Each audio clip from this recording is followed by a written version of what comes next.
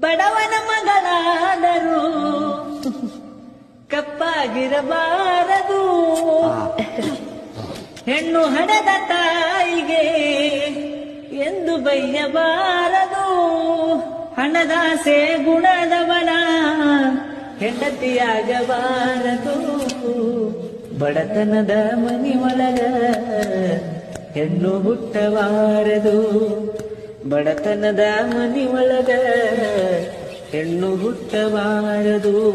ಕರುಣೆ ಇಲ್ಲದ ಅತ್ತಿ ಮನೆಯ ಸೊಸೆಯಾಗಬಾರದು. ಅಪ್ಪಿಕೊಂಡು ನಡೆಯುವ ಅತ್ತಿಯ ಸೇವೆ ಮರೆಯಬಾರದು. ಹಡೆದ ತಂದಿ ತಾಯಿಗೆ ಹಡೆದ ತಾಯಿ ತಂದಿಗೆ ಮಾತು ತರಬಾರದು. ಬಡತನದ ಮನಿ ಒಳಗ ಹೆಣ್ಣು ಹುಟ್ಟಬಾರದು.